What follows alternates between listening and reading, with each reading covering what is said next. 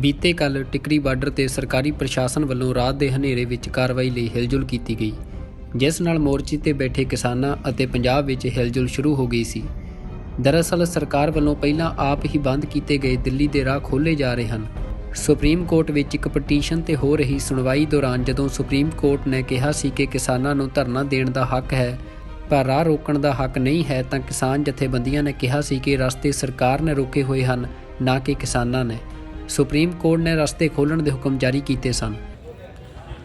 इस petrol pump के सामने जो टिकरी बॉर्डर के उत्ते जिवें तुसीं देख सकते हैगे हो, यह सारे बैरीकेड्स लगे हुए सन और इस जगह के उत्ते यह जिहड़ा रस्ता सारा खोल दिता गया हैगा।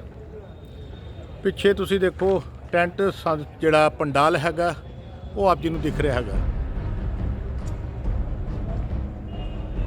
ਬੀਤੀ ਰਾਤ ਜਦੋਂ ਪੁਲਿਸ ਪ੍ਰਸ਼ਾਸਨ ਟਿਕਰੀ ਬਾਰਡਰ ਤੇ ਰੋਕਾਂ ਹਟਾਉਣ ਲੱਗਿਆ ਸੀ ਤਾਂ ਮੌਜੂਦ ਕਿਸਾਨਾਂ ਨੇ ਇਸ ਦਾ ਵਿਰੋਧ ਕਰ ਦਿੱਤਾ ਸੀ। ਕਿਸਾਨਾਂ ਨੂੰ ਇਹ ਪ੍ਰਤੀਤ ਹੋ ਰਿਹਾ ਸੀ ਕਿ ਪੁਲਿਸ ਪ੍ਰਸ਼ਾਸਨ ਰਾਤ ਦੇ ਹਨੇਰੇ ਵਿੱਚ ਕੋਈ ਹਿੰਸਕ ਕਾਰਵਾਈ ਦੀ ਤਿਆਰੀ ਕਰ ਰਿਹਾ ਹੈ, ਪਰ ਕਿਸਾਨਾਂ ਨੇ ਵਿਰੋਧ ਕਰਕੇ ਪੁਲਿਸ ਦੀ ਕਾਰਵਾਈ ਰੋਕ ਦਿੱਤੀ ਸੀ। ਰਾਤ ਦੇ ਹਨੇਰੇ ਵਿੱਚ ਹੋਈ ਪੁਲਿਸੀਆ ਕਾਰਵਾਈ ਤੇ ਅੱਜ ਕਿਸਾਨ ਆਗੂ ਬਲਵੀਰ ਸਿੰਘ ਰਾਜੇਵਾਲ ने भी अपना पक्ष रखा। दिल्ली बॉर्डर्स पे अलग अलग नाकों पे बैठे किसान भाइयों और बहनों, दिल्ली सरकार बुखला गई है और अब वो जो बॉर्डर्स पे हमारे सामने रुकावटें खड़ी की गई थी, नाके लगाए गए थे, उनको हटा रही है। वो सुप्रीम कोर्ट को ये कहना चाहती है कि हमने तो रास्ते खोल दिए, किसान नहीं खोल रहे। हमारे लिए सिर्फ एक ही मुश्किल खड़ी होगी कि उससे जो बड़ा ट्रैफिक चलेगा उससे हादसे ज़्यादा होंगे। मेरी आप सबसे विनती है, हमारे पास इसका भी हल है। हम शांतमय तरीके से इसका भी इस समस्या का भी हल कर सकते हैं, लेकिन आप सबका शांतमय रहना बहुत ज़रूरी है। मैं आप सबसे अपील करता हूं कि अपने आप को जोश और होश कायम रख के डिसिप्लिन में रह के शांतमय रहना है।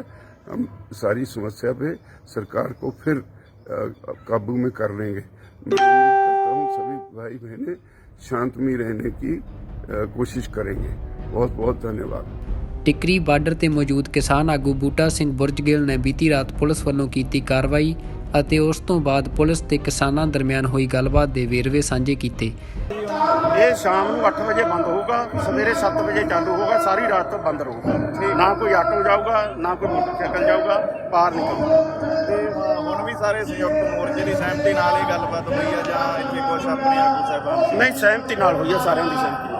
ਠੀਕ ਹੈ ਜੀ, ਬਹੁਤ ਬਹੁਤ ਧੰਨਵਾਦ। ਮੁਖਤਿਆਰ ਸਾਹਿਬ, ਕੀ ਗੱਲ ਹੋਈ ਕਿ ਰਾਤ ਨੂੰ ਲੰਮੇ ਪੈਣਾ ਪੈ ਗਿਆ, ਤੜਕੇ ਉਹੀ ਰਾਹ ਖੁੱਲ੍ਹਣਾ ਪੈ ਗਿਆ? ਅਸੀਂ ਪ੍ਰਸ਼ਾਸਨ ਨਾਲ ਕੱਲ ਗੱਲਬਾਤ ਕਰੀ ਸੀ, ਇਹੀ ਸਹਿਮਤੀ ਸੀ ਜੋ ਅੱਜ ਬਣੀ ਹੈ ਕਿ 5 ਫੁੱਟ ਦਾ ਰਸਤਾ ਖੋਲਾਂਗੇ।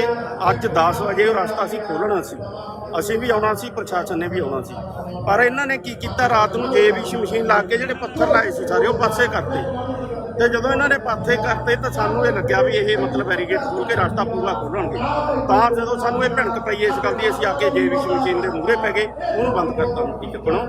ਤਾਂ ਜਦੋਂ ਇਹਨਾਂ ਨਾਲ ਅਸੀਂ ਗੱਲ ਕੀਤੀ, ਸਾਡੇ ਨਾਲ ਵਾਅਦਾ ਖਿਲਾਫੀ ਕੀਤੀ ਆ ਤੁਸੀਂ ਵੀ ਸਵੇਰੇ 10 ਵਜੇ ਦਾ ਟਾਈਮ ਸੀ, ਤੁਸੀਂ ਰਾਤ ਨੂੰ ਕਿਉਂ JVC ਮਸ਼ੀਨ ਲਾਈ? ਤਾਂ ਉਹਨਾਂ ਨੇ ਇਸ ਗੱਲ ਦੀ ਗਲਤੀ ਮੰਨੀ ਹੈ ਕਿ ਸਾਥੋਂ ਇਹ ਫਰਕ ਰਹਿ ਗਿਆ ਤੁਹਾਡੇ ਨਾਲ ਗੱਲਬਾਤ ਕਰਨ ਦੇ ਵਿੱਚ।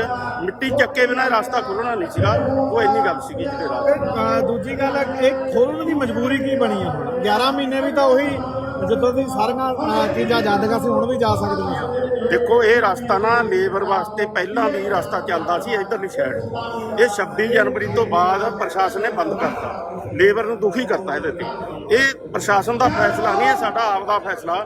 ਲੇਬਰ ਦੇ ਹਿੱਤਾਂ ਨੂੰ ਧਿਆਨ 'ਚ ਰੱਖਦੇ ਹਾਂ, ਕਿਉਂਕਿ ਮੋਰਚਾ ਅਜੇ ਪਤਾ ਨਹੀਂ ਕਿੰਨਾ ਲੰਬਾ ਚੱਲੇਗਾ।